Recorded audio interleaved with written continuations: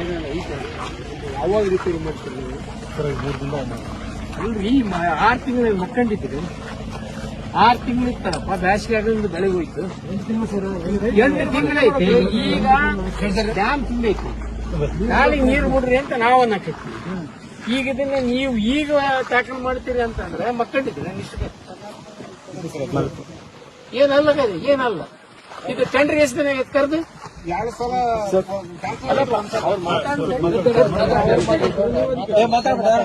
Sir ಇದು ಮಾರ್ಚಲ್ಲಿ ಗೊತ್ತಾಯ್ತು sir. ನಮಗೆ ಏಪ್ರಿಲ್ ಅಲ್ಲಿ ನಾವು ಅನುದಾನ ತರಲಿಕ್ಕೆ MD ಅವರಿಗೆ ಎಸ್ಟಿಮೇಟ್ ಮಾಡಿ ಕಳಿಸ್ತೀವಿ ಸರ್.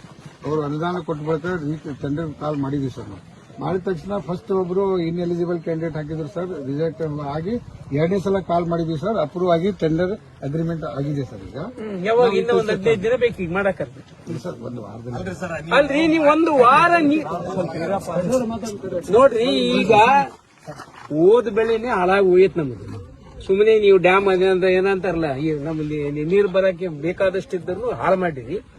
ಈಗ ನೀವು ಇನ್ನ 1 ವಾರ ನೀರು ಕೊಡ್ಲಿಲ್ಲ ಅಂದ್ರೆ ಕೆಳಗಿದ್ದ ರೈತ ಯಾವಾಗ ಸರ್ ಇದು ನಾವು ಮುಂಚೆನೆ ಮಾಡ್ತಿದ್ವಿ. ಕುಡಿ ನೀರು ಬೇರೆ ಬಿಟ್ಟಿದ್ವಿ ಸರ್. 15 ಯಾರಿಗೆ ಕುಡಿಯೋ ನೀರು ಬಿಡ ಅದು ನಿಂತು 6 ತಿಂಗಳು ಏನ್ ಮಾಡಿದಿರಿ ಸರ್? 6 ತಿಂಗಳು ಅವಾಗಿನಿಂದ ಪ್ರೊಸೆಸ್ ಮಾಡಿ ಏನ್ 6 ತಿಂಗಳು ಬೇಕಾ ಪ್ರೊಸೆಸ್ ಮಾಡಕ? ಸರ್ ಆಗಿದೆ ಸ್ವಲ್ಪ ಏನಾಗಿದೆ?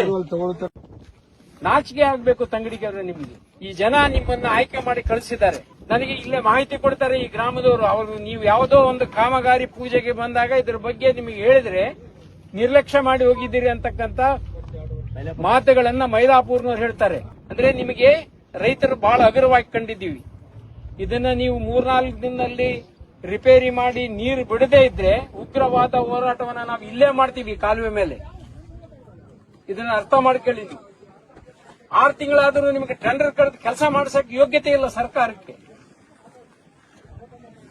ಇವತ್ತು ನೀವು ನೀರು ಬಿಡುವ ಸಮಯದಲ್ಲಿ ರಿಪೇರಿ ಬಗ್ಗೆ ಟೆಂಡರ್ ಬಗ್ಗೆ ಮಾತಾಡ್ತೀರಿ. ಇದು ಸರಿ ಹೋಗ್ಲಿಲ್ಲ ಅಂದ್ರೆ ರೈತರ ಬದುಕು ಹೆಂಗೆ? ಇದಕ್ಕೆ ನಾನು ಒತ್ತಾಯ ಮಾಡ್ತೇನೆ. ನೀವು ಬೆಂಗಳೂರನ್ನ ಬಿಟ್ಟು ನಾಳೆ ಇಲ್ಲಿ ಬಂದು ಈ ಸ್ಪಾಟ್ ನಲ್ಲಿ ನಿಂತು ನೋಡಿ, ಜವಾಬ್ದಾರಿಯಿಂದ ಕೆಲಸ ಮಾಡದೇ ಇದ್ರೆ ನಿಮ್ಮ ವಿರುದ್ಧನೇ ಹೋರಾಟ ಮಾಡಬೇಕಾದ ಅನಿವಾರ್ಯತೆ ಬರ್ತದೆ. ದಯವಿಟ್ಟು ನಾನು ಎಚ್ಚರಿಕೆಯನ್ನ ಕೊಡ್ತೇನೆ ನಿಮಗೆ. ನೀವು ಬಂದು ಇದನ್ನ ರಿಪೇರಿ ಮಾಡಿಸ್ರಿ. ನಿಮ್ಮ ಅಧಿಕಾರಿಗಳು ಡೇ ಅಂಡ್ ನೈಟ್ ಮಾಡಬೇಕಾಗ್ತದೆ. ಮಳೆ ಇಲ್ಲ ಇಲ್ಲಿ. ಈಗ ನೀವು ನೀರು ಬಿಟ್ರೆ ಮೇಲ್ಭಾಗದಲ್ಲಿ ಹಚ್ಚಿಕೊಂಡು ಕೆಳಭಾಗದವ್ರಿಗೆ ನೀರು ಮುಟ್ಟಬೇಕಾದ್ರೆ ತಿಂಗಳಾನ್ಗಟ್ಲೆ ಆಗ್ತದೆ.